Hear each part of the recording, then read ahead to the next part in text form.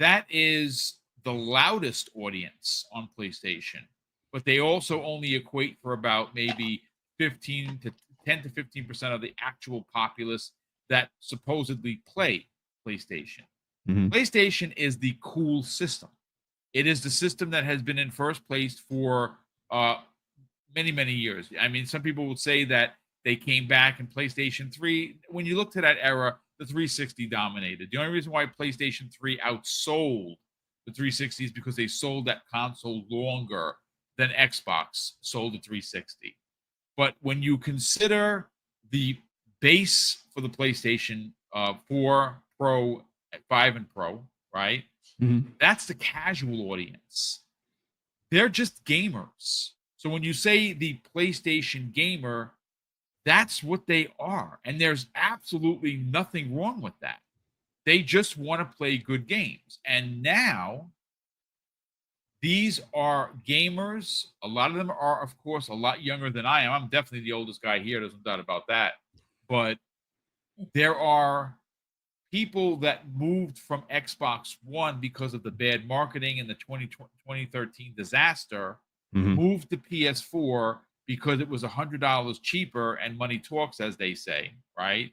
And they had games that they wanted. Now, those gamers who are now PlayStation gamers and know and love Kratos and Aloy and Ratchet and Clank and all of their very strong first party games might have at one point been Xbox gamers, so they know what Halo is and they know what Gears is.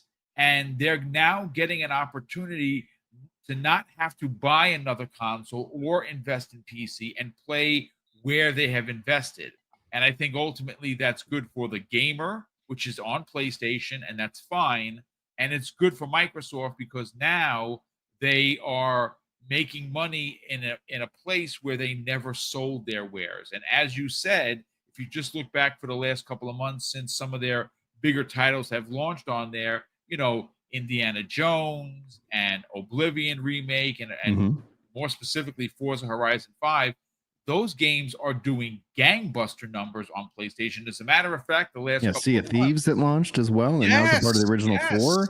It's like, man, Mhm. that's awesome. And that's the thing. Like, one of the things, I was even on your show a long time ago, and this was before all the news broke, and I was kind of previewing this plan out, and the audience was like not on board. And I was like, I get it, guys. Like, I'm just telling you what's happening. It doesn't mean that it's, that I need you to like the course of action, but in and of itself is that, like, when I look at the next generation of gamers, when I look at my kids, I just kind of analyze the questions and the frustrations they have around gaming. And it is driving, and obviously we've seen the rise of mobile phones and those kind of devices. More people have gravitated towards those. The reason is it's easy, it's convenient. Yeah. You don't have to sit here and go like, oh, I bought a Samsung, so now I can't play. Like, they're being conditioned to not have that as even a thought on their mind. And then you're trying to sell them a console, and it's like, but wait, what kind of games do you like? And all of a sudden you start to have to make some kind of decisions. And this is obviously a generation that isn't flush with all kinds of money. I mean, I'm sure the mowing of the yards helps out greatly. I got my daughter mowing yards, so she's saving up for a Switch too, because that's the kind of dad I am. It's like, you can go earn one. I'm not going to stop you, but I ain't buying you nothing, kid. Welcome to the world.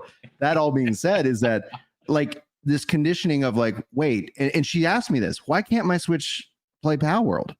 And I go, well, sweetie, let's talk about some of these game companies and their practices. It's completely foreign to them. Where I understand it, I grew up with it. We all grew up with it. But I think if you're looking at like how these things roll out over time, if you're telling me I need to invest in an ecosystem to play one or two games, I might just easily hold off. And I think that was what was also hurting Xbox. Everybody had moved to PS4, digital library investment, PS5, a natural just evolution. Wait, why do I need to come back to Xbox? I can play those games on PC. And it's like, and then all of a sudden, it's like we start seeing the real, I think, dominance of PC gaming, culminating in what Xbox announced this year with the ROG Xbox, or Xbox ROG Ally, which for me, that's a day one purchase. Hell like, yeah. I was like, I'm sure it's going to be ridiculously expensive, and I'm sure I'm going to have to this is going to be like, You what may can have to mow some lawns there, fella. I might have to mow some lawns. I might have to buy some jewelry for my wife or something like that. Just to be Yeah. like, do we really need another handheld? It's like, well, yes, we do.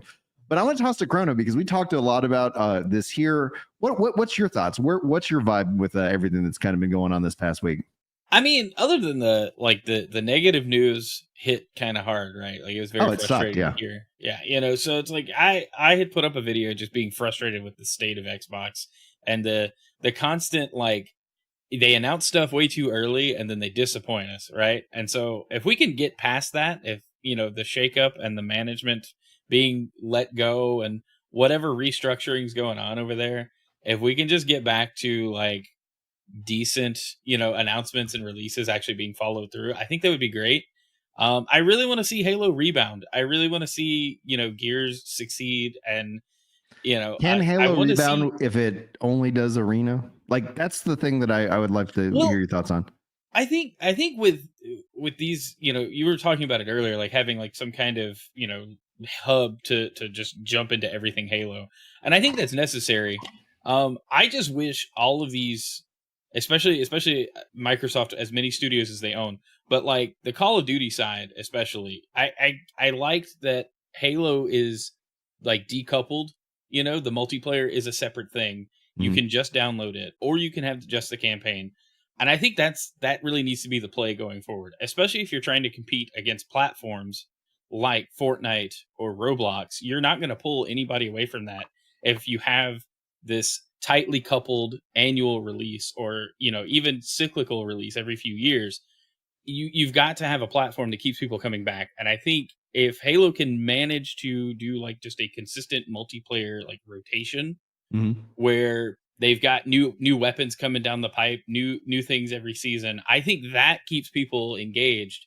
And some of that bleeds into Call of Duty. Every year you buy skin, you know, I don't, but if you buy skins in Call of Duty, um every year there's a chance that those don't carry over, you know, to the next game or the next two games. Whereas Fortnite, if I've got some season 1 skins, I'm still using those.